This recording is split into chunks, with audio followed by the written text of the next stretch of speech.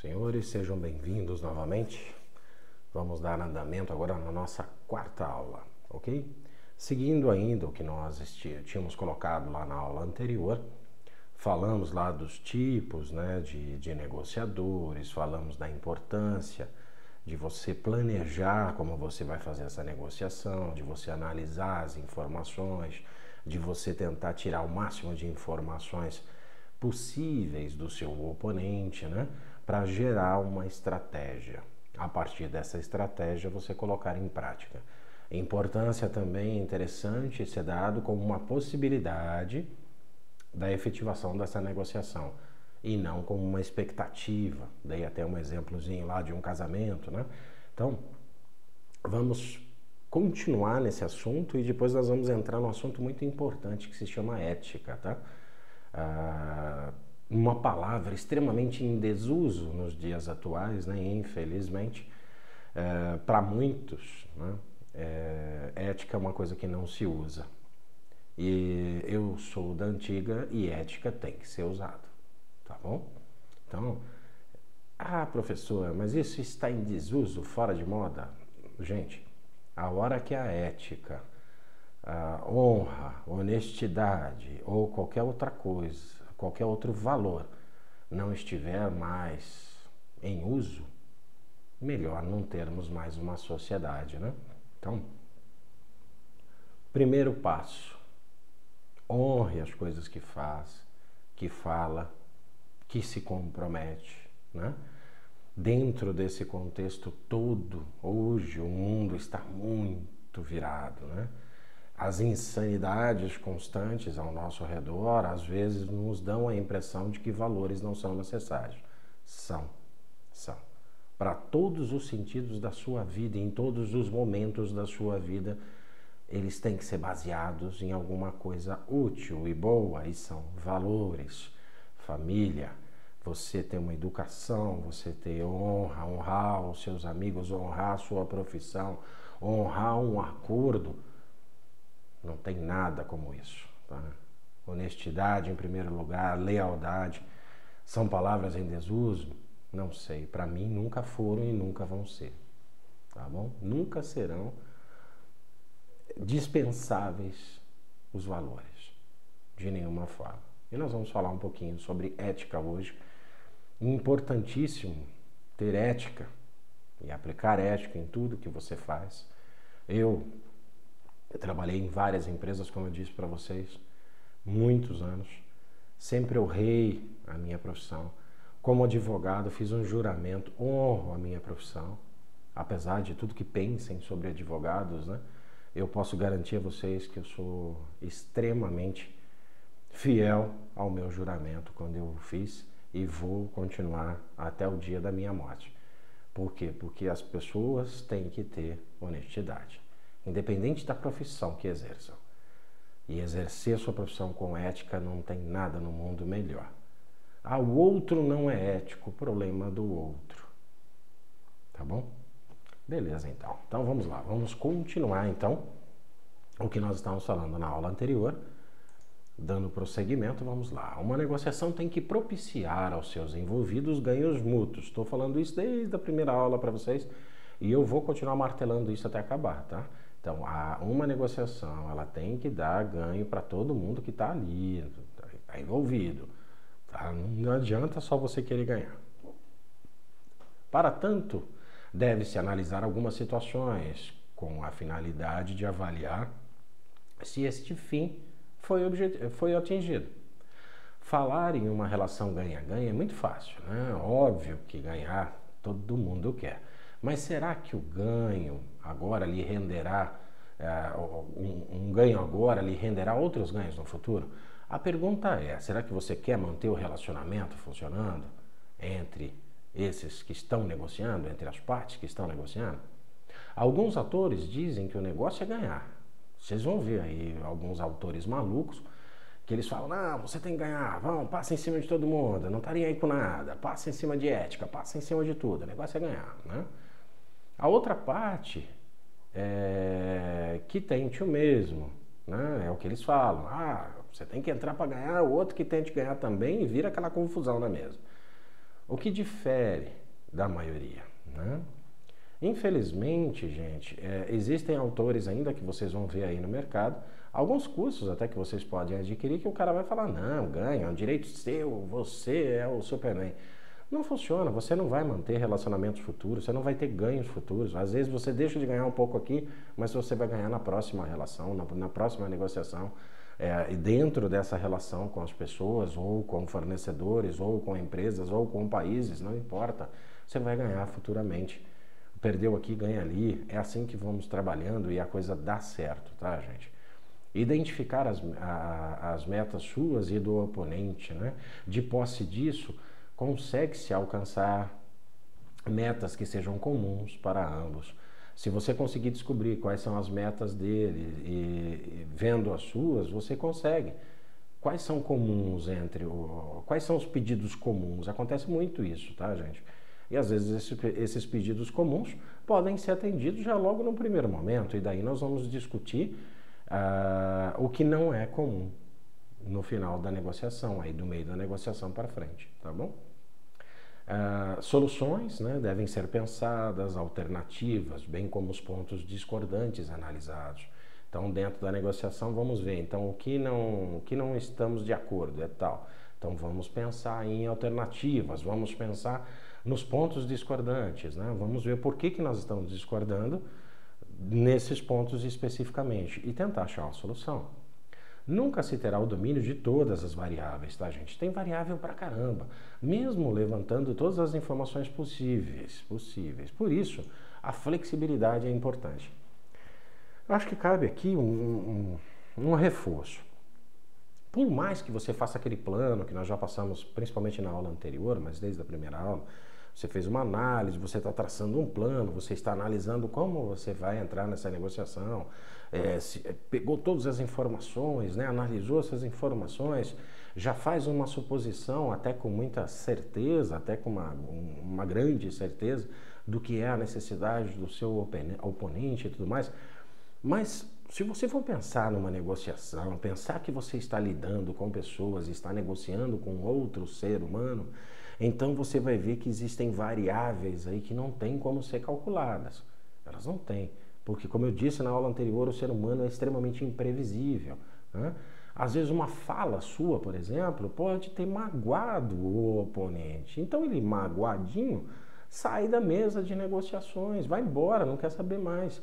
Aí você fala, puxa, será que eu falei alguma coisa errada? Talvez uma frase mal colocada, ou às vezes uma coisa que você não pensou e acabou falando assim, do nada, e aí surgiu e deu toda essa confusão.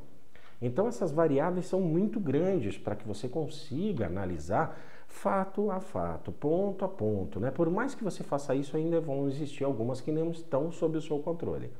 Como ela não vai estar sob o seu controle, o que você precisa ser? Uma pessoa flexível. O que é ser flexível, professor? É você estar preparado para uma situação que você não estava esperando e você flexibilizar alguma coisa dentro dessa situação nova. Então lembra da expectativa, lembra lá da possibilidade, como é uma possibilidade, tá, não está dando certo essa possibilidade. Então, como é que eu posso partir para uma outra possibilidade? Uma outra possibilidade que você já vem com isso pensado, né? Por quê? Porque você já não é pego de surpresa. Por mais que exista uma surpresa, você tem uma solução. É o plano B, o plano C, né? Você já tem que ter isso em mente quando você for entrar para negociar alguma coisa. Então já tem um plano A, um plano B, um plano C. O plano A eu fui na possibilidade. Não deu certo, o cara ficou magoadinho. Tá, e aí? Vamos para o plano B. Vamos tentar o B. Não deu certo, eu tenho o C. Então todas essas são possibilidades que você entra numa mesa de negociação e você tenta trabalhar com isso da melhor forma possível, tá bom? Então vamos adiantar um pouquinho aqui.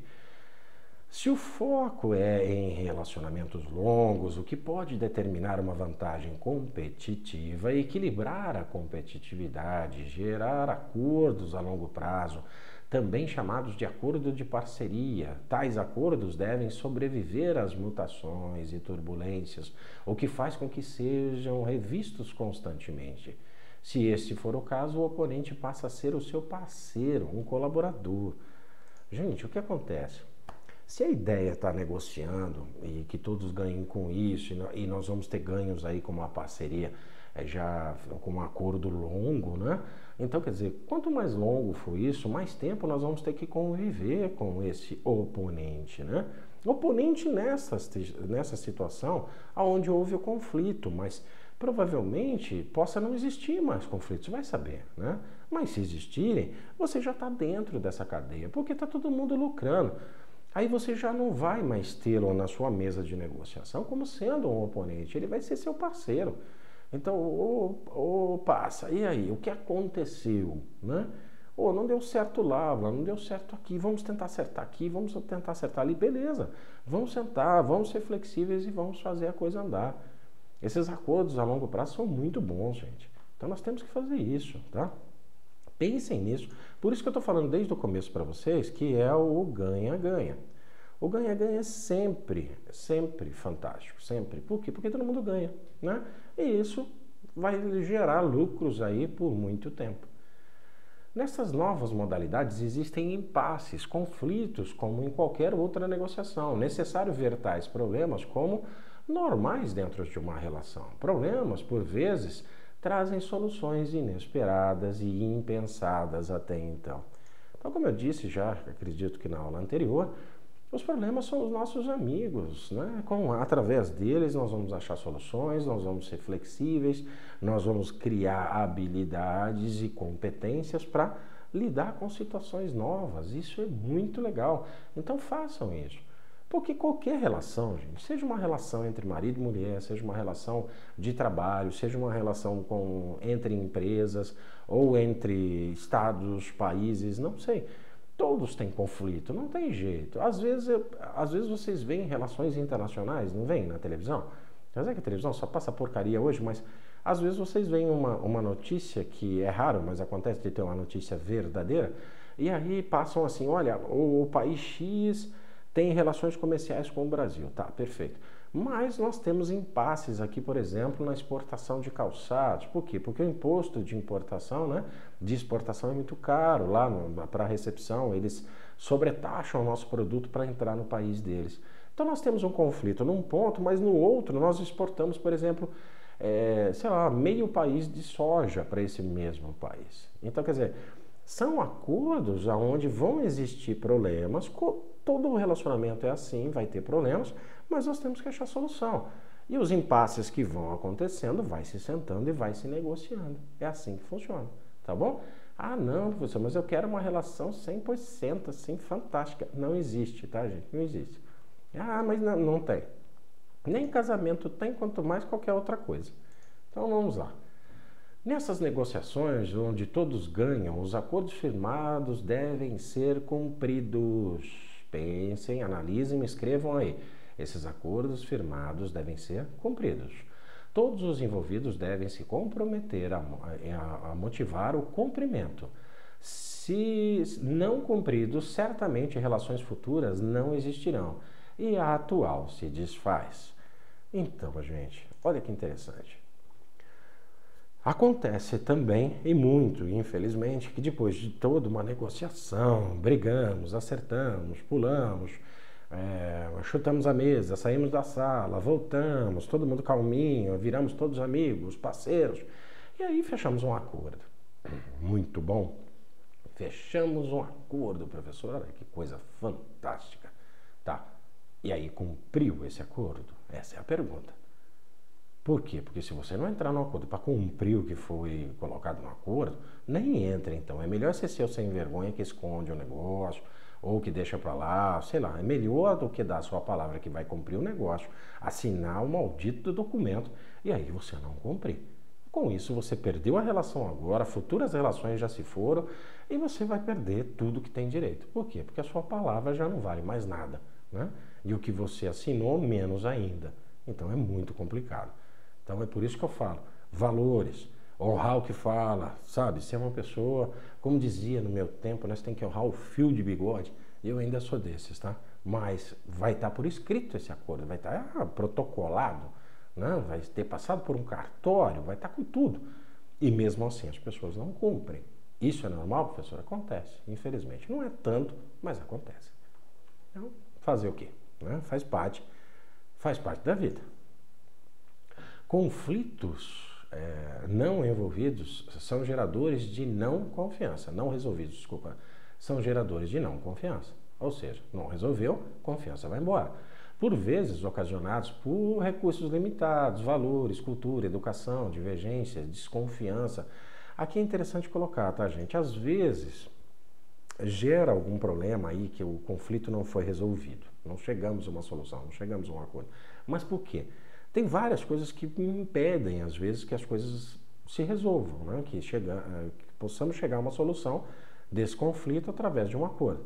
Então, como é que nós vamos chegar? Por que isso acontece? Às vezes fatores culturais, gente, às vezes fatores educacionais, sabe, às vezes você está lidando com pessoas que não têm o mínimo conhecimento do que eles estão falando, né? Nem do que eles estão propondo, nem do que eles estão querendo. Fatores até religiosos, às vezes, atrapalham, né? Que o negócio não dê certo por alguma razão. E às vezes por falta de recursos mesmo, as pessoas não têm recursos para conseguir cumprir, às vezes, um acordo firmado. Então, tudo isso pode gerar algum problema? Pode. E o conflito pode permanecer? Pode. Tá? Mas tudo vai de saber negociar, saber entender, às vezes, que as pessoas têm essas dificuldades. E até mesmo nós, às vezes, nos falta bagagem para fazer essa negociação em específico, esse caso concreto. Então, cabe a gente pensar que, às vezes, um terceiro para nos ajudar seria interessante, que é o que nós vamos falar na frente lá do curso, né? Às vezes um terceiro que possa esclarecer para as partes, né, uma solução ou trazer várias soluções que as partes não conseguiram pensar. Às vezes é isso, minimizando custos, às vezes minimizando valores, falta de cultura e por aí vai. Pode acontecer? Pode, pessoal. Às vezes esse terceiro ajuda e muito, tá bom? As partes devem sanar o conflito melhorando, talvez, a comunicação, o entendimento. Isso é básico, né, gente? Então, quer dizer, às vezes você está vendo que o conflito está tão alto que ninguém senta para negociar. Vamos nos comunicar legal. O maior câncer das empresas, gente, é comunicação. E aí você leva isso para a sua vida pessoal, você vai ver que também o maior problema que você tem é comunicação. Você não se comunica com os familiares, com a esposa, com o marido, com ninguém, do jeito que deveria comunicar. E depois acha que o mundo é ruim. O mundo é ruim porque você não fala. Então você tem que conversar com as pessoas. Tem que expor os problemas. Ah, mas eu sou muito fechado. Muito fechado não resolve o problema. Então você tem que abrir e colocar os problemas para ter solução. Nessa busca pela solução, cabe aos negociadores atuarem de forma analítica e descobrir o que é que está gerando este choque entre as partes, né? Então, quer dizer, às vezes está tendo um choque, ninguém sabe o porquê, porque as pessoas não falam, e cabe à pessoa que quer resolver isso tentar analisar e descobrir o porquê que está acontecendo, né? Gestão desses acordos é de suma importância para todos os envolvidos. Então, toda vez que você tiver um acordo, tem que fazer a gestão desse acordo, ou seja, nós temos que trabalhar para que esse acordo não se perca. Então, todo mundo tem que cumprir a sua parte que foi contratado lá no acordo, foi acordado entre as partes, tá bom? Não tem outro jeito. Ah, mas eu não vou fazer. Bom, não vai fazer, vai gerar o que nós falamos agora lá atrás. Falta de confiança, não tem mais relação futura e essa relação de agora acabou. Então, vai funcionar? Não vai. Ah, mas pensando aí num caso pessoal, puxa, eu não consigo falar para a pessoa o que eu penso. Gente, se você não conseguir falar para uma outra pessoa, você não está falando com a rede de televisão, você não está falando com uma câmera que nem o retardado do professor aqui, você não está falando com nada, você está falando com uma pessoa que você conhece já há algum tempo, ou muito tempo, e você não consegue falar para ela qual é o problema? Se você não conseguir fazer isso, como é que você vai resolver a tua vida? Não vai, não vai. Sabe? Eu acho que a vida da gente, ela é separada em pequenos fragmentos, né? Nós temos que pensar na diversão, nós temos que pensar nas nossas relações pessoais, nós temos que pensar na nossa vida financeira, nós temos que pensar na nossa vida pessoal, nós temos que pensar na vida amorosa, nos filhos, ou seja, religião, né, fé, ou sei lá o que, vamos misturar tudo isso, mas tudo isso em pedacinhos. E aí você tem um relacionamento que você não consegue falar com o parceiro ou com a parceira? Como que funciona isso? Então, que raio de relação é essa? É uma relação unilateral? Ela tem que ser bilateral, né? Então, fale, exponha seus problemas para a pessoa. Se não está gostando de alguma coisa, fale, não gosto dessa forma, ponto. Porque senão vai passar tempo. Lembra que nós falamos lá atrás? Ah, vai enfiar embaixo do tapete, professor. E aí que acontece o quê? Vira uma bola de neve, você não vai ter mais relacionamento com ninguém, né? E tô falando isso pra você porque eu conheço muita gente, assim. Então pare. Vamos tentar resolver. Eu não sou psicólogo não, tá, gente? Mas vamos tentar resolver, vamos. Mas se você não falar, como é que vai resolver? Você não sabe que tá errado. Se uma parte não descobriu o que acontece com a outra parte que está brava, ou que está gerando o conflito todo, como é que nós vamos adivinhar? Tem coisa que não adivinha. Então, vamos colocar para frente. Tem um problema, empresa. Tá, qual foi o problema? Isso. O que gerou o conflito? Isso. O que você deseja? Isso. O que o outro deseja? Isso. Pronto, vamos achar a solução. Não é difícil, sabe? Mas é que o ser humano tem uma capacidade enorme de complicar as coisas pequenas. Né? Quer dizer, você tem uma situação X, mas você faz a situação parecer um edifício, né? E ela é uma casinha de cachorro. Então parem de aumentar as coisas, de arrumar coisa onde não tem. O ser humano ele tem uma capacidade enorme de imaginar o pior sempre para frente, né? Ele nunca imagina o bom. Ele sempre imagina, olha, daqui para frente, e ele vai aumentando isso na cabeça, né?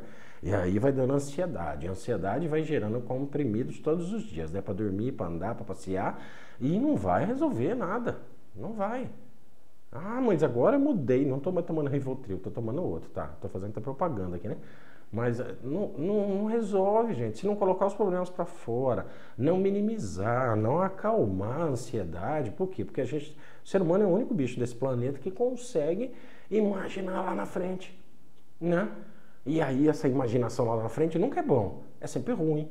Né? Ó, lá na frente tô ferrado, lá na frente cheguei. Vai chegar uma hora que você não tem mais lá na frente, você tá com 70, 80 anos, ou amanhã já é lá na frente, né? Porque aí já se foi. Então acorde, gente, fale logo o que vocês têm que falar, resolvam os problemas, não deixem para amanhã. Você entendeu? Você deixa para amanhã, a coisa enrola. Aí enrola e vai virar um ninho. E aí a hora que você for tentar desembrulhar toda essa parafernália de rolos, aí virou um negócio, sabe, sem solução. Aí dá problemas que também não tem solução. Então, gente, parem com isso. Toquem a vida para frente, façam as coisas direitinho. Se tiver que falar para alguém alguma coisa que não está gostando, vai lá e fale. Se uma empresa não está gostando da prestação do serviço da outra, vai lá e fale. O problema é esse. Olha, se as duas empresas, fornecedor e, sei lá, e o produtor, não tá bom, não tá. O que está errado? Aqui, vamos resolver isso. Olha, o preço, não estou aguentando. Tá, então vamos tentar malear esse preço de alguma forma. Não, mas é a qualidade do produto. Bom, a qualidade do produto ou melhor o produto, eu não tenho como produzir. Ou seja, tem N soluções, mas tem que saber qual é o problema. Senão, como é que vai resolver essa desgraça? Não vai nunca. Né? Então, parem com isso, parem de guardar as coisas. Vai, bola para frente. Você, se estiver me assistindo, empresário, não fique guardando na sua mesa para amanhã. Não mande o seu funcionário fazer o serviço que é teu. Vai lá e faça. A não ser que você seja um grande empresário, que você tenha funcionários extremamente competentes para fazer isso para você. Agora, se você é uma pequena e média empresa e manda o coitadinho lá resolver um problema seu enorme, você tem que ter vergonha. Vai lá e vai trabalhar, meu. Faz parte da gestão. Gestão é isso, é pôr a mão na massa. E vai lá resolver, para não ficar um problema gigantesco você chorar depois. Ok, gente? Então vamos agora para ética. Olha que legal. Vamos falar um pouquinho de ética. Gente, ética é extremamente importante. Volto a frisar para vocês. Nós temos que viver num mundo mais ético. Não importa em qual situação. Ética é essencial. Ah, mas ninguém usa. Você usa. Você tem que usar. Ah, mas eu vou perder. Não vai. Ninguém que é ético perde. Você pode perder a batalha aqui agora, mas mais tarde você não vai perder. Né? Vamos falar agora então sobre o assunto de importância, dona ética. Muitas definições propagadas por autores diversos, mas todos convergem quase sempre na mesma direção. Quando falamos em ética, falamos em princípios, em valores morais que conduzem o homem a um comportamento correto. Define-se aí o que é certo e do errado. Nossa, olha que frase, gente, não é? Quando falamos em certo e errado, ou do bom e do mal, falamos do ponto de vista pessoal e empresarial aqui, tá, gente? Quando falamos em negociações, sua importância se destaca e muito. Na negociação onde uma disputa está em jogo, difícil aquele que se mantém dentro dessas linhas éticas, infelizmente. Gente, sem ética nós não temos como sobreviver. Toda a sociedade ela é baseada em seus valores morais. Infelizmente, eu sei que vocês vão falar assim, nossa, os nossos valores andam deturbados, professor, andam. Andam porque nós deixamos esses valores serem deturbados. Os valores são seus e não do país, e não do mundo, e nem de ninguém, são seus. Então, o que é valor para você? O que é certo e errado para você? O que mantém você em funcionamento e sendo melhor do que você é? Infelizmente, gente, existem aí, quando a disputa é muito grande, quando nós estamos falando em políticos, quando nós estamos falando em relações assim extremamente gigantescas, nem sempre as pessoas são éticas, infelizmente. Deveria ser, deveria. Acontece de encontrar pessoas não éticas, acontece. Principalmente quando nós estamos dentro de grandes interesses, de grandes corporações, de dinheiro demais, as pessoas perdem a ética. Nós vemos empresas aí perdendo ética médica, ética do trabalho, ética relacionada à nossa Constituição. Nós vemos isso, acabou virando um cotidiano, mas cabe a cada um de nós nos mantermos éticos. Porque só assim nós vamos ter um país melhor, só assim eu vou ter uma família melhor, só assim eu vou ter um bairro melhor, só assim eu vou ter uma cidade melhor. Nós temos que prevalecer e temos que nos manter em um rumo ético, não tem outra forma, né? É o que define pessoas boas das pessoas ruins, é o que define as pessoas honestas das desonestas. Então, ética é essencial. Perfeito? Ah, professor, o senhor é muito rígido. Eu não sou rígido. A vida tem que, em sociedade, ela tem que existir dessa forma. Quer dizer, eu não quero que uma pessoa seja não ética comigo, como eu não posso ser com essa pessoa. Isso é uma dádiva. Os meus direitos acabam quando começam os seus. Não é isso? Então, as pessoas têm que entender que tem que existir, tem que ter ética, tem que ter organização, tem que ter uma legislação. É por isso que existem leis, senão seria uma bagunça, né? Eu não consigo ver um país sem ser moralmente correto. Mas isso depende do seu povo, depende da população ser moralmente correto, né? Ah, mas eu não consigo mudar o país, professor. Você não precisa mudar o país, mude a sua casa. Passe valores aos seus filhos, passe valor à sua esposa, passe valor na sua residência no primeiro momento. Depois tente distribuir esses valores ao seu bairro. Você já está fazendo um bocado de coisa, sabe? Vai ajudar pessoas que precisam. Não tenho tempo? Tem. Você não tem a vontade, mas tempo você tem. Então vai ajudar pessoas que precisam. No seu bairro mesmo. Às vezes você tem vizinhos passando fome que você não sabe. Porque você nem hoje sabe se aquele vizinho está lá, quem ele é. Não é? Então, seja ético. E quando nós falamos de negociação, eu não posso ensinar para vocês aqui serem sem vergonhas numa negociação. Não dá. Sabe? Porque você tem que ser honesto, tem que passar honestidade. Isso gera confiança. Confiança faz com que as relações sejam perfeitas. Então, ética é essencial, sabe? Se precisar, tatua no peito ética, né? Por quê? Tem que ser ético. Todas as pessoas que vão se relacionar com você sabendo que você é ético, sabem o que esperar de você, que você não é uma pessoa sem vergonha. Então você pode ser até duro numa negociação, alguma coisa assim, mas você não é mau caráter, você não é desonesto. Perfeito? Tem que ser assim. Ah, não, mas... Bom, livre-arbítrio foi dado para que nós saibamos o que fazer com ele, não é isso? Então, cabe a cada um saber o que é melhor. Mas eu digo para vocês, qualquer pessoa que lidar com vocês, se ela desconfiar que você não é ético, esquece. Você não vai ter mais relação nenhuma com ninguém, tá bom? Então vamos lá, gente. Mais um pouquinho de ética. A linha da ética, às vezes, é ultrapassada sem que o negociador se dê conta disso. Discute-se muito o que é ser ético, porque vários pontos de vista estão sendo analisados.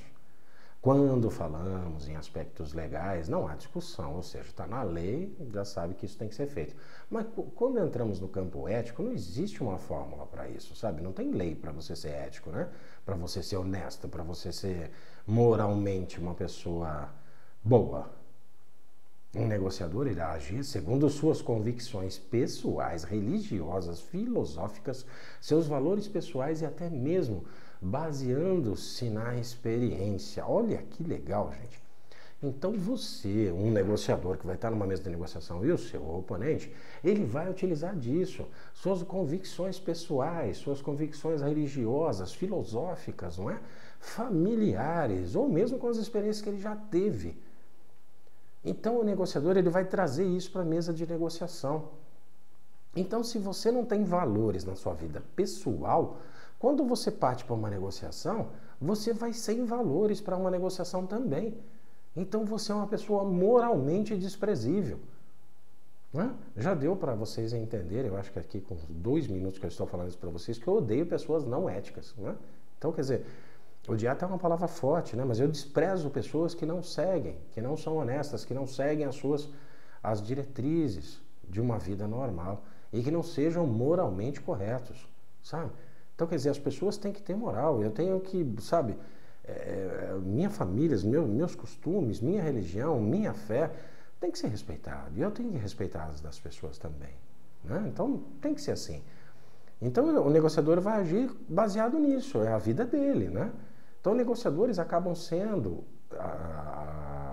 não sendo éticos na busca de uma vantagem que lhe dê o poder na negociação. O que acontece? Às vezes o cara está tão envolvido nisso que ele ultrapassa a barreira da ética para ganhar um certo poder para ganhar essa negociação. É o famoso ganha e perde que falamos lá atrás, que não funciona para as relações posteriores, né, gente? Infelizmente. Nesses casos, a informação privilegiada será sempre uma vantagem, né? As pessoas vão conseguir ter as informações e talvez usem essa informação de uma forma não ética. E aí o que você consegue com isso? Ser um sem vergonha na negociação. Ah, ganhamos, mas o que adiantou? Nada. Quando falamos em questões éticas, primeiro devemos analisar por que surgem comportamentos e ações antiéticas, né? Talvez o comportamento humano em busca de maiores lucros ou poderes podem ser considerados alguns, sei lá, fatores motivadores? Talvez. A competitividade está acelerada nesses novos tempos. É o que importa para muitos apenas o lucro, né? O que as pessoas querem hoje. Lucro não é ruim, tá, gente? Lucro, todas as empresas buscam o quê? Lucro, senão não tem por que ter uma empresa. Você vive num sistema capitalismo. E até mesmo os que não são capitalistas hoje vivem do lucro. Nesse caso, não se trata de uma crítica apenas, as empresas vivem desse lucro. Mas será que para alcançarem essa meta devem desprezar a ética? Jamais, tá, gente? Eu digo para vocês, qualquer cliente meu aqui que tenha uma proposta não ética, ele não é mais meu cliente. Tá? E eu jamais vou fazer alguma coisa para você fora da ética. Não faço. O mundo passa por transformações constantes, o que eleva a responsabilidade de todos com a sociedade, de forma geral. Para as organizações, isto não pode ser diferente. Então, quer dizer, nós temos hoje muitas transformações, nós temos um mundo hoje muito louco, nós temos um mundo muito corrido hoje. Eu costumo falar que quando eu era criança, o mundo andava assim em passos de tartaruga. Hoje eu não consigo ver os passos que o mundo dá, né? Você tira pela tecnologia, você tira pela moda, entre aspas, que as pessoas estão sempre correndo atrás de alguma coisa que eu não sei o que, né? Buscando uma felicidade que às vezes já tem, mas desprezam, né? E aí vocês veem que essa competitividade às vezes pode gerar fatores não éticos. Quantas vezes vocês veem aí discussões aí dessas pessoas que trabalham na internet, um falando mal do outro, um falando, contando podres do outro, tudo isso são formas não éticas de se viver. Isso está certo? Não. Eles estão ganhando dinheiro? Devem estar, né? Não sei, senão você não tem razão de fazer umas coisas esquisitas como essa, né? Eu, particularmente, acho isso insano, mas cada um faz o que quer da sua vida, é o livre-arbítrio, né? É o que fala, a lei determina determinados aspectos que você tem que seguir. Se você não ultrapassa isso, beleza, você não vai ser preso, não vai ser processado, não vai ter que pagar indenização, né? Mas é moralmente correto? Você tem que fazer essa pergunta antes de tomar alguma iniciativa na vida, né? Não tem outra forma. Não, é moralmente correto? Pode não ser ilegal, mas é moralmente correto fazer aquilo? É uma pergunta que você tem que fazer a você. Se você chegar à conclusão que não é moralmente correto, porque aquela pulguinha vai estar lá na sua orelha, aquilo chamado consciência, vai estar lá martelando, esse negócio não está certo, não vai fazer isso não, isso aí vai ficar ruim. Né? Como diz a molecada hoje, vai dar ruim, não é assim que a molecada fala? Então, não faça, não faça. O que é moralmente errado, não faça. Ah, mas eu vou perder. Cara, você perde agora, mas pra frente você não vai perder nunca de ser uma pessoa honesta. De ajudar o outro, de você poder fazer uma coisa honesta. Ganhe seu dinheiro honestamente, sabe? Não precisa ser sem vergonha. Não precisa achar que dinheiro é sujo, que dinheiro é pecado. Não é isso não, o dinheiro é bom, para todo mundo é bom, né? As empresas vivem de lucro, nós vivemos de dinheiro, tudo precisa de dinheiro, né? Essas coisas que enfiaram na nossa cabeça que tudo é sujo, né? Que rico não vale nada. Tá certo que uma grande parte é uma porcaria mesmo. Mas tirem isso da cabeça, sabe? Vamos trabalhar, vamos ganhar o nosso dinheiro honestamente. E assim funciona. Né? Se eu trabalho 2 horas por dia, se eu trabalho 22 horas por dia, mas se os dois são honestos, não importa. Estou trabalhando do mesmo jeito, ok? Agora, se eu trabalho 1 hora por dia e sou desonesto, aí é sem vergonha isso. Aí não dá certo. As pessoas não vão confiar em você. Podem confiar numa vez só. Mas depois vão perceber que tipo de pessoa você é e não vai mais confiar em você. E aí não tem mais relações daí para frente. Tá bom? Então, o que gera isso nas empresas? Talvez a ganância, né? As pessoas em busca do poder. Você vê muitas pessoas hoje correndo atrás do poder, né? Às vezes não é nem dinheiro, é poder. As pessoas querem poder. Né? Passamos por momentos insanos nesse país nos últimos tempos, ou não só aqui como no mundo. E aí você detecta que algumas pessoas necessitam mais do poder do que do oxigênio, né? E aí você começa a ver atitudes que jamais seriam tomadas se não tivessem liberado essa ética em detrimento de outras coisas que não cabe aqui, mas as pessoas demonstram que a ansiedade pelo poder é muito maior do que até o dinheiro, né? Então, fazer o quê? O mundo é perfeito? Não. O ser humano é perfeito? Não. Você é perfeito? Não. Eu sou perfeito? Não. Ninguém é, tá? Mas o quanto nós pudermos ser melhores, melhor será para todos, ok? Então vamos lá. Hoje, mediante a grande velocidade da informação, que foi o que nós acabamos de falar, maior será a responsabilidade pelos seus atos não éticos, né? O que eu quero dizer aqui, hoje, em tempos de internet, de rede social, o que quer que seja, se você for uma pessoa não ética, nossa, vão espalhar isso para Deus e todo mundo, né? Então as consequências são muito maiores, né? Claramente verifica-se que na imensa busca pelo lucro, somando-se à competição, os comportamentos passam a ser não éticos, tais como fraude, falsificação, adulteração. E tudo isso está na lei, tá, gente? Mas isso daí é um não ético até legal, porque fraude tem código penal para isso, falsificação, adulteração, tudo isso tem. Né? Mas as pessoas fazem em busca de dinheiro, em busca de safadez, de ganhar vantagem, poder, eles vão atrás. Não podemos simplificar dizendo que tais ações são protagonizadas por pessoas corruptas ou mesmo imorais. Não é geral isso, tá, gente? Quando falamos em negociação, a avaliação de atos como estes podem levar a ganhos imediatos, mas com consequências maléficas futuras. Reações emocionais fortes surgem de tais atos. Essas reações fortes, gente, elas podem surgir em consequência da pessoa descobrir que o outro é não ético. Então, você tem reações, é a famosa ação e reação. A reação, às vezes, é muito forte, desproporcional, às vezes, até mesmo ao que foi cometido. Táticas antiéticas normalmente são utilizadas visando poder e controle, tá ok, gente?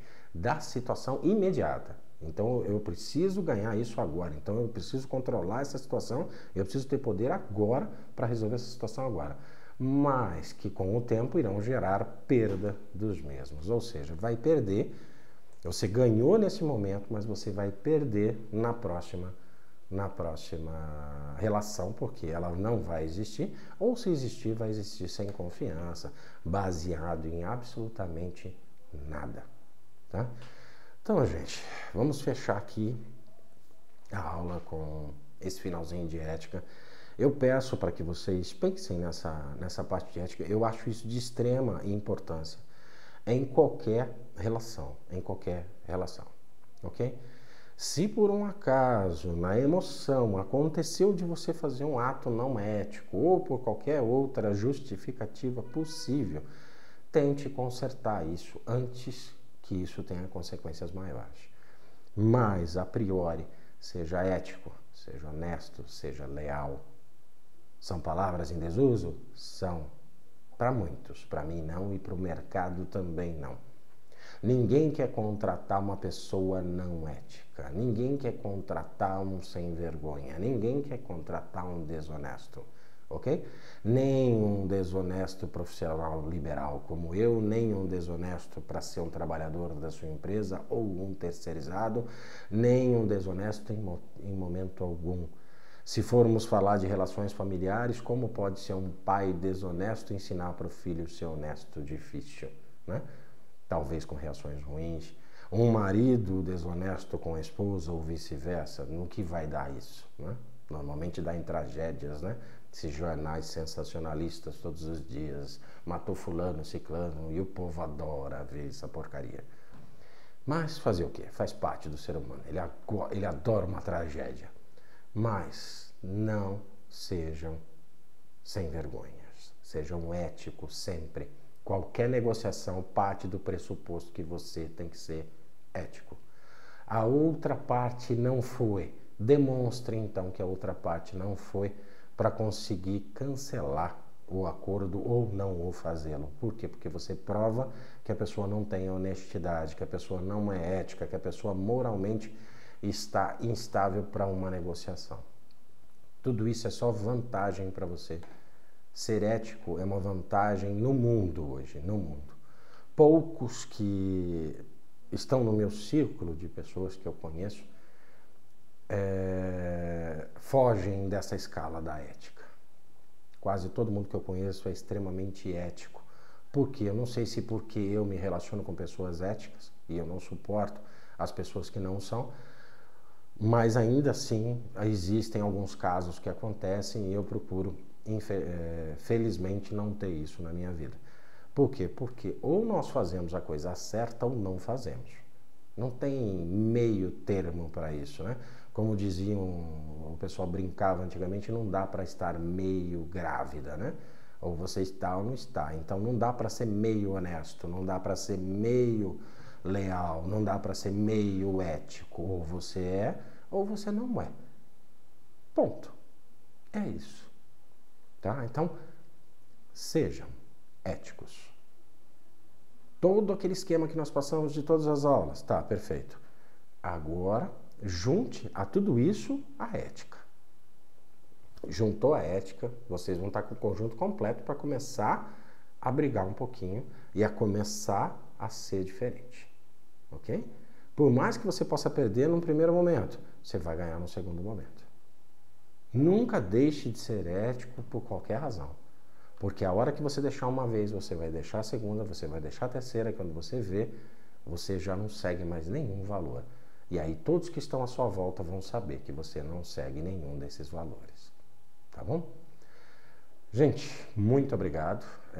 Agradeço de coração, de novo, vocês estarem aqui comigo, me aguentarem aí mais 44 minutos novamente, 45, né? Agradeço de coração. Que vocês fiquem bem e até a nossa próxima aula. Muito obrigado. Fiquem com Deus.